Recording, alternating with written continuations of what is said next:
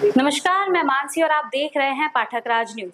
सोचिए, एक पत्रकार जो कभी बड़े बड़े लोगों से सवाल करते थे, आज खुद एक फिल्मी जगत का बड़ा चेहरा बन गए हैं।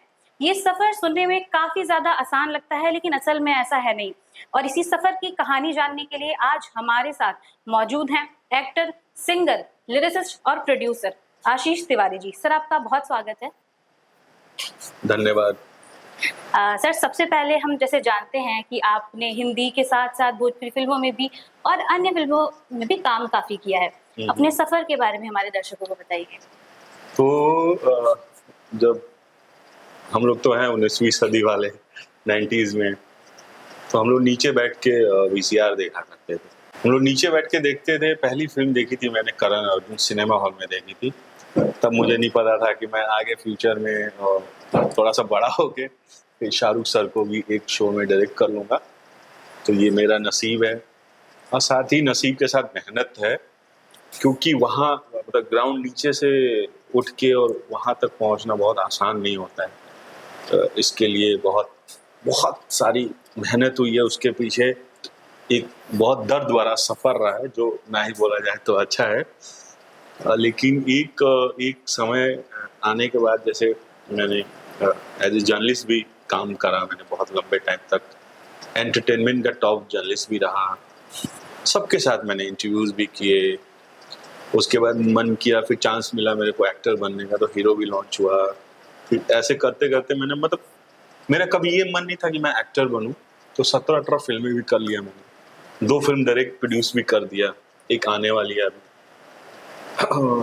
जिसका हमने टाइटल जो है चेंज कर दिया, महिला पुलिस, बिहार के ऊपर है। जैसा कि आप देख रही होंगी, बिहार में बहुत सारी माफियागिरी पहले होती थी, है ना? तो महिला पुलिस के ऊपर एक बहुत अच्छी फ़िल्म आने वाली है। लास्ट जो आई मेरी नमक हराम, त्रिशा अगर मधु थी, उनको एज अ हीरोइन मैंने लॉन्च किया था जो है सिनेमा में। अब चीज़ें चल रही हैं। अभी एज अ वीएफएक्स प्रोड्यूसर बहुत सारी फिल्में आ रही हैं बैक टू बैक। आपने देखा होगा, सबने देखा होगा, दृश्यम 2 अजय देवगन सर के साथ, किल किया मैंने, फिर गुमराह, अपूर्वा, अभी प्रीतम पेड्रो आई थी हॉटस्टार पे, बंदर आई थी बॉबी देओल जी के साथ। तो फिल्में आ रही हैं, लगातार आ रही है, अच्छा लग रहा है। बट ऐसा लगता है कुछ तो कमी है, अभी जो चाहिए वो नहीं मिला है और कोशिश जारी है। तो सर, पहले आपने पत्रकारिता से शुरुआत की, फिर आप एक्टर बने। वो किस तरह से आपने ये स्विच करने का सोचा? क्योंकि पत्रकारिता और एक्टर दोनों ही बहुत अलग फ़ील्ड्स हैं। कैसे आपके माइंड में आया कि मुझे एक्टर बनना है पत्रकारिता नहीं, से? सबसे पहले तो जब मैं जर्नलिस्ट था, पत्रकार था, तो उस दौरान मैं होटल में नौकरी भी करता था। मैंने एविएशन एंड हॉस्पिटैलिटी मैनेजमेंट किया था। तो उस टाइम एक मेरा अफेयर हो गया। एक लड़की थी, वो बॉम्बे रहती थी, तो उनके चक्कर में मैंने क्या किया कि रिज़ाइन कर दिया मैंने, हाँ। रिज़ाइन करके अच्छा खासा पैसा कमाने वाला लड़का वहाँ सीधे फिर ज़ीरो पे चला गया।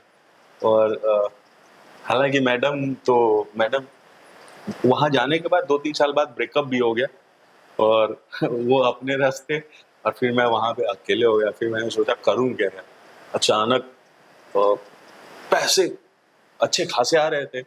उसके बाद सीधे ज़ीरो पे आने के बाद फिर मैंने वापस फिर से एंटरटेनमेंट वाली चीज़ें शुरू की और वापस जो है आज मैं आपके सामने बैठा हूँ। सर, कहते हैं एक सफल आदमी के पीछे एक महिला का हाथ होता है, तो क्या आपकी सफलता के पीछे भी उन महिला का हाथ था जिनकी आप बात कर रहे हैं? एकदम है, उनका बहुत बड़ा हाथ है और आज भी उनसे मेरी दोस्ती है, आज भी है।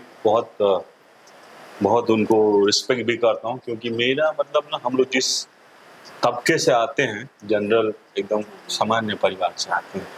बम्बई जाना तो बहुत बड़ी बात थी उस टाइम। एक लड़की अचानक आती है आपकी ज़िंदगी में, ऐसे यू टर्न मारती है और आप वहाँ जाते हो, फिर चीज़ें, आप एक्टर भी बन जाते हो, आप प्रोड्यूसर भी बन जाते हो, आप डायरेक्टर भी बन जाते हो। ये तो वो मेरे लिए हमेशा क्या बोलते हैं, लकी रही और आज भी मिलती है और मुझे लगता है ना कि पूरी ज़िंदगी उनका मैं आभारी ही रहूँगा। सर, अगर आपकी पर्सनल लाइफ के बारे में जानना चाहें, अभी आपकी शादी हो चुकी है, उसके बारे में मुझे बताइए। नहीं, शादी हुई नहीं, क्योंकि शादी करने का मन करता नहीं है। उसके बाद फ़िल्में, आप जानती हैं फ़िल्म लाइन में क्या होता है। 2-4 बार कोशिश किया कि रिश्ते चले, लेकिन चलता नहीं है मतलब। बड़ा फिल्म इंडस्ट्री के लोग प्रैक्टिकल हो गए हैं, मतलब उनको रहना भी नहीं है, बाउंडेशन बहुत सारी चीजें, मतलब तो मुझे लगता है कि अकेले बहुत बढ़िया है। इस समय मुझे ऐसा फील होता है, अकेली जिंदगी बहुत बढ़िया है। तो सर, पत्रकारिता और एक्टिंग करियर में से, दोनों में से बेटर आपको ज्यादा क्या लगा अपने लिए, कि आप किस फील्ड में ज्यादा अच्छा कर पा रहे हैं? देखिए, जो भी फील्ड होता है ना, जो भी फील्ड है, सब फील्ड अच्छी होती है। मायने ये रखता है कि आप लास्ट में क्या अचीव कर रहे हैं। कोई फील्ड, अगर कोई एक वॉचमैन है तो इसका मतलब ये नहीं कि वो छोटा काम हो गया। और कोई ये नहीं जानता, आज की डेट में तो लोग पहले बोलते थे अरे यार वो बुढ़ापा इतना कमा लो कि बुढ़ापा में काम आएगा। तो मेरा बोलना यह है कि भाई इतना कमाओ, अगले दिन का तो ऐसे ही नहीं पता है कि क्या होने वाला है यहाँ पे। तो जो आपके सामने टाइम है ना, उसको जियो। तो सर, अभी आपको दिल्ली आए हुए कितना समय हुआ? दिल्ली में आया 10-12 दिन हुए। मैं बड़ा इस टाइम दिक्कत भी झेला मैंने, तो ऐसे कभी सीपी में जाने पे इन लोग, आप तो देखा ही होगा, इन लोग प्रोटेस्ट भी कर रहे हैं जी। तो अभी आप दिल्ली में आए हैं, 10 दिन हुए हैं, क्या आपने जो दिल्ली में माहौल देखा होगा काफी सीजेपी प्रोटेस्ट को लेके, उसके लिए आपका क्या कहना है सर? पूरा मुद्दा दुनिया भर में फेमस रहा है वो। देखिए क्या है, सीजेपी वाले जो हैं, इन लोग को मिलती है फंडिंग बाहर से भारत तोड़ने के लिए, जो कि पॉसिबल है। कितने लोग आए, सबने कोशिश किया कि भारत को तोड़ दिया जाए। तो ऐसे कैसे तोड़ दोगे तुम लोग भारत को? थोड़े टाइम के लिए आप यूथ को गुमराह कर सकते हो। तो आप तो देख रही होंगी, जो जाके वहां पे वायरल होने के लिए वीडियो बनाया था, लड़कियां इतना रो रो के फिर वीडियो माफी मांग रही है। क्या फायदा है थोड़ी देर वायरल होने के लिए? आप अपने परिवार को भी मुसीबत में डाल दे रहे हो, 2-4 FIR भी ले रहे हो अपने ऊपर। कहाँ से सरकारी नौकरी मिलेगी आप लोगों को? कभी नहीं मिलेगी। एक FIR के बाद मुझे लगता है कि रूल ही है मेरे ख्याल से सरकारी नौकरी। और बड़ा मतलब ये जो है सीजेपी वालों का, ऐसा लगता है कि सुप्रीम कोर्ट इन लोगों के बाप ने बनाया है कि हम सुप्रीम कोर्ट की बात नहीं मानेंगे। अबे तुम मानने वाले होते कौन हो? सुप्रीम कोर्ट की बात पूरा मतलब सब मानते हैं, तुम्हारे मानने ना मानने से क्या होगा? फिर अच्छा, ये छात्रों का तो मुद्दा है नहीं, ये लोग छात्रों का मुद्दा भटका के वहां पे उसको राजनीतिक मंच बना दिया गया। वहां पे नीट के छात्रों को चढ़ने नहीं दिया इन लोगों ने। वहां पे इन लोगों को चाहिए सेलिब्रिटी, इन्फ्लुएंसर को बुला इन लोग पैसे दे दे के इन्फ्लुएंसर को बुला रहे हैं वहां से कि इनका प्रमोशन हो, इनका जो है प्रोटेस्ट। कहाँ से? मुझे तो कोई छात्र दिखता ही नहीं उसमें कोई शराब पी रहा है, वीडियो आ रहा है कोई ड्रग्स ले रहा है, कोई बहुत सारे वीडियोज आ रहे हैं, आप लोगों ने भी देखा होगा। तो अरे भाई, महिलाओं के साथ उनके प्रोटेस्ट में छेड़छाड़ हो रहा है। अब एक बात बताइए, पत्रकार महिला मतलब जो है तो सब सम्मान नहीं करेंगे? आपने देखा होगा कितना गलत व्यवहार किया गया है महिलाओं के साथ। कौन सा प्रोटेस्ट है? और जो प्रोटेस्ट कर रहा है, जो लोग हैं सीजेपी वाले, तुम्हारे घर में भी तो भाई माँ बहन है। जैसे तुम लोग छेड़ रहे हो, वैसे तुम्हारी माँ बहन को छेड़ दिया जाए तो कैसा लगेगा? है? तो सोच समझ के चीजें करनी चाहिए, और ऐसे कैसे भारत तोड़ दोगे? लेकिन सर, वो प्रोटेस्ट एक तरह से सफल रहा अभी तक, क्योंकि जिसकी मांग उठाई जा रही थी इस्तीफे की, एजुकेशन मिनिस्टर के, उन्होंने इस्तीफा दे दिया है। इस्तीफा से क्या होगा? पंजाब में पेपर लीक हुआ, इस्तीफा दे रहे हैं? नहीं दे रहे हैं। और भी कई जगह इससे पहले पेपर लीक नहीं हुआ। कांग्रेस के टाइम पे पेपर लीक नहीं हुआ। क्या नहीं हुआ? एक टाइम था जब उत्तर प्रदेश में एक और प्रोटेस्ट हुआ था, राम मंदिर, जब चीजें आंदोलन चल रहा था राम मंदिर, उधर तो गोली मार दिया गया था लोगों को। उधर तो नहीं आते हैं, इधर मंच पे चढ़ के सब नेता भी आ गए। छात्र कौन सा दिखा आप बताओ उसमें? और ये जो लोग आंदोलन कर रहे हैं, छात्र कहाँ से हैं? कोई उसमें दिखता है कि सॉफ्टवेयर इंजीनियर है, कोई उसमें देश विरोधी पत्रकारिता करता है। वो मोदी जी तो अभी समझ में आया कि चीजें खुल खुल के बाहर आ रही है। इन लोगों के खिलाफ ना मुझे लगता है NIA की जांच बैठानी चाहिए, और एक से एक चीजें निकल के आएंगी कि इनको पैसा कौन दे रहा है।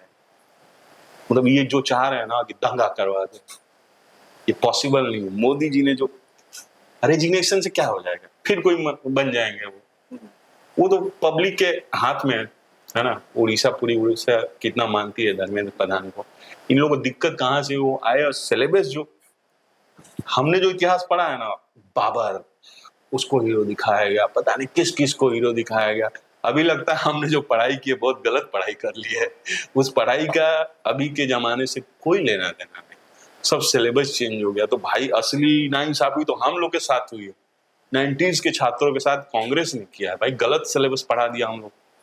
सर, जो विपक्ष की पार्टियां थी वो सब उसे सपोर्ट करती नजर आई, अखिलेश यादव वहां दिखे, केजरीवाल भी दिखे, उनके लिए आगे। तो क्या है ना कि उनके पास अभी कोई काम दाम तो है नहीं, उनकी पार्टी सत्ता में है नहीं, दूसरे स्टेट में है सत्ता में। तो इनको क्या करना है ये देख रहे हैं कि यूथ कहाँ से, मतलब अब अखिलेश यादव जी को, माननीय हमारे अखिलेश यादव जी को सीजेपी की जरूरत पड़ गई, एक यूथ की जरूरत पड़ गई। केजरीवाल जी अपने आप को इतने बड़े लीडर बनते हैं, उनको मतलब एक यूथ का सहारा लेना पड़ रहा है। मतलब काहे का नेता हो आप लोग? और भी बहुत सारे लोग हैं, काहे का नेता हो? तो आपकी पार्टी का कोई अस्तित्व नहीं, आप सब लोग मतलब सब लोग डाउन हो गए। सीजेपी के सहारे उठना मतलब बैसाखी लेके उठ रहे हो सीजेपी के सहारे, यही तो हुआ। क्या हुआ? पार्टी दबी हुई है, सीजेपी वायरल चल रहा है तो आप भी वायरल खेल रहे हो, ट्रेंडिंग खेल रहे हो, उसमें क्या हो जाएगा? कौन सा शिक्षा में बदलाव? अभी एंटी पेपर का जो बिल पास हो रहा था तो इनको दिक्कत होने लगी, इन लोगों को वहां जाके धरना भी आप दे रहे हो, दिक्कत भी आपको हो रही है। भाई सबके साथ एक समान।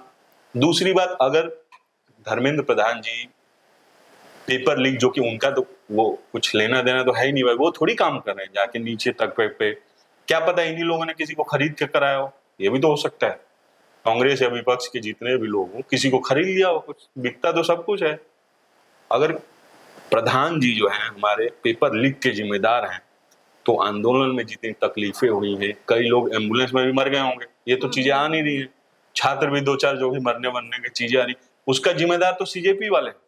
सबसे पहले इन लोगों के ऊपर केस करना चाहिए। अगर धर्मेंद्र प्रधान पेपर लीक के जिम्मेदार हैं, तो जितने भी छात्र मरे हैं उसके जिम्मेदार ये सीजेपी वाले हैं। जो भी हमारे यूथ देखेंगे तो छात्र असली में जो छात्र हैं भाई, बहकावे में मत आओ, क्योंकि झेलना आपको पड़ेगा, आपके परिवार को पड़ेगा।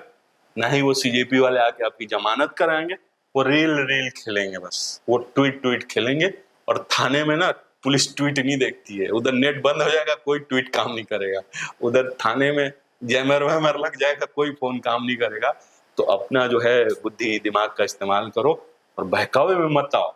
सर, जैसे आपने हिंदी मूवीज में और भोजपुरी मूवीज में काम किया है, लेकिन अक्सर हम देखते हैं कि भोजपुरी मूवीज को और उनके गानों को थोड़ा गलत तरह से दिखाया जाता है, उनके लिरिक्स को लेके, सीन्स को लेके और महिलाओं को लेके खासकर।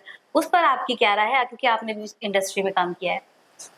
देखिए, ऐसा नहीं है, ऐसी जो है ना धारणा बन गई है लोगों की, भोजपुरी है तो बलगर होगा, या बहुत सारे जो गाने आए हैं भोजपुरी में, मतलब एक आध अभी तो दिमाग में नहीं आ रहा है, बट चोलिया के हुक टाइप का गाना आया है। हाँ, और हालांकि मैं बम्बई रहता हूँ तो मैं देखता हूँ डीजे में लोग बजा देते हैं ये गाना, बट अगर वो गाने बलगर हैं तो उससे ज्यादा बलगर तो मुझे लग रहा है कि हिंदी में गाने हैं। कुंडी मत खड़काओ राजा, सीधे अंदर आओ राजा, मतलब ये क्या है भाई, बिना कुंडी खड़काए अंदर घुस जाना है। और भी रही बात कपड़े की, तो मुझे लग रहा है कि भोजपुरी में एक आधी फिल्में होंगी जिसमें बिकनी पहनी होंगी, एक दो हमारी मित्र हैं अभिनेत्री रही हुई हैं। बाकी हिंदी फिल्मों में तो मुझे लग रहा है कि साउथ में लगातार हर फिल्मों में ही बिकनी आता होगा। तो ये तो मुझे नहीं लग रहा है कि कपड़ा कोई खराब होता है भोजपुरी। और तुलना किया जाए तो भोजपुरी से ज्यादा अभी हाल फिलहाल में एक नोरा फतेही जी को लेके एक गाना, उसको लाइन नहीं याद आ रहा है मेरे को, संजय दत्त जी भी थे उसमें, उस गाने को तो डिलीट कर दिया गया, मतलब यूट्यूब से ही डिलीट कर दिया गया। वो इतना बलगर था, बहुत ज्यादा विवाद हो गया था। तो ऐसा नहीं है कि भोजपुरी में बलगर हर भाषा में है, बस हम लोग को समझ में नहीं आती। अब दूसरा भाषा नहीं आएगा तो नहीं समझ में आएगा, हिंदी आता है तो उससे ज्यादा तो बलगर तो हिंदी में। वो एक और गोविंदा जी का भी गाना था, सरकाई लियो खटिया जाड़ा लगे, उसमें तो सीन भी बहुत बढ़िया शूट किया था, आप लोगों ने देखा होगा पूरा। हालांकि भोजपुरी में तो काफी, अब जो है भोजपुरी सिनेमा काफी बदल गया है, और जो लोग पहले मतलब पारिवारिक फिल्में ही बन रही हैं और टीवी पे ही चल रहा, सिनेमा तो बंद ही हो गया है, भोजपुरी हॉल में नहीं चल रहा है। ना ही एक्चुअली क्या है ना, जैसे भोजपुरी रीजनल सिनेमा, भोजपुरी की ऑडियंस बहुत ज्यादा है, लेकिन भोजपुरी की तुलना में आज गुजरात की एक फिल्म आती है मतलब एवरी 1 करोड़ के आसपास से कम की फिल्म आती है, वो 125 करोड़ कमा लेती है। और इन लोग 1.5-2 करोड़ में भी बना देंगे तो 50 लाख क्या, वो लोग उतना भी नहीं कमा पाएंगे भोजपुरी में। तो ये है कुछ इनके जो मेकर्स हैं ना, उन्होंने भोजपुरी को जो है डुबा दिया है। हाँ। बाकी गाना से क्या ही चलेगा, गाने भी पहले चल रहे थे। हालांकि पवन सिंह जी जो है उन्होंने काफी थोड़ा सा बढ़ाया आके चीजों को, एक आध शो में जो गए तो थोड़ा सा मान अब होने लगा है, अच्छा कि मान सम्मान होने लगा। हर रियलिटी शो में भी भोजपुरी वाले जा रहे हैं। हाँ, जा रहे हैं। नीलम भी अच्छा कर रही है, नीलम भी बॉस में गई थी। अभी डिम्पल है अपनी बहुत अच्छी मित्र हैं, बलिया की हैं वो भी उन्होंने रियलिटी शो किया था। तो पहले से ग्राफ जो है ना बहुत बड़ा है। और अभी अक्षय कुमार ने क्या किया, भोजपुरी गाना किया अक्षय सिंह को लेके, तो उनको समझ में आ गया है कि भोजपुरी जो है इसकी ऑडियंस बहुत बड़ी है, उसको कैसे इस्तेमाल करना है। तो हिंदी वाले भोजपुरी को इस्तेमाल कर लेते हैं और भोजपुरी वाले अपने भोजपुरी को कर ही नहीं पाते। तो उनको खाली पैसा, मतलब कमीशन काट कूट के पैसा बचाना है। सर, खेसारी लाल जी को और पॉर्न को कहीं ना कहीं कनेक्ट किया जाता है, उस चीज को लेकर आप क्या कहेंगे? देखिए, दोनों जने के जो फैंस है ना, तो आपस में गाली गलौज करते हैं, मारपीट भी कर लेते हैं। कभी किसी को कोई भी होटल में पकड़ के मारने लगता है, कभी कोई किसी को होटल में पकड़ के मारने लगता है। एक अभी अभिनेत्री हैं अंजना सिंह जी, उनकी बेटी, और उनका कई लोगों ने बड़ा, बोलना तो नहीं चाहिए, इतना गंदा गंदा फोटो मर्फ करके एआई से बनाया गया। बहुत किसके साथ कैसे रिश्ते रहे हैं वो मत देखो, बट अंजना की बेटी, हम सबकी बेटी है अंजना सिंह जी की जो बेटी है, अंजना जी खुद ही भारत की बेटी है। तो महिलाओं के साथ इतना तो सोचो समझो कि क्या कर रहे हो आप लोग। तो भैया मैं इसीलिए थोड़ा दूरी बना लिया हूँ। और एक फिल्म जो है मेरी लास्ट वाली वही आएगी, और इसके बाद मेरी भोजपुरी फिल्म नहीं आएगी। एज अ निर्देशक फिल्म में कुछ बनाऊंगा, एज अ प्रोड्यूसर तो चल रहा है, उसके स्क्रिप्ट पे भी काम चल रहा है। बाकी हिंदी फिल्म तो बहुत जल्दी हम लोग जा रहे हैं, शूटिंग करने ही जा रहे हैं। अपकमिंग कुछ आने वाला है आपका भी? बहुत बहुत बड़े लेवल पे आएगा इस बार, क्योंकि मैंने अगर भोजपुरी भी किया होगा तो पहली ओटीटी रिलीज मेरे नाम से ही थी, नमक हराम। और मैं किसी आर्टिस्ट या किसी के दम पे नहीं, मैं खुद ही लिखता हूँ, मैं खुद ही डायरेक्ट करता हूँ। अभी जो फिल्म आ रही है, टाइटल तो नहीं अनाउंस कर सकते, बट अच्छी फिल्म आ रही है, फॉक हॉरर, ये नया एक्सपेरिमेंट होगा। और उतना बजट तो नहीं है हम लोग के पास, बट क्रिएटिव तौर पे बहुत एक अलग ही सिनेमा देखने को मिलेगा, जो मुझे लग रहा है कि सबको बहुत पसंद आने वाली है। अभी और इतना हिंट दे दूंगा कि फॉक हॉरर टाइप की फिल्म। बहुत शुक्रिया सर, हमारे साथ जुड़ने के लिए, अपने बारे में, फिल्मी जगत के बारे में, भोजपुरी फिल्मों के बारे में, और साथ ही पत्रकारिता से जुड़ी बात करने के लिए बहुत शुक्रिया आपका।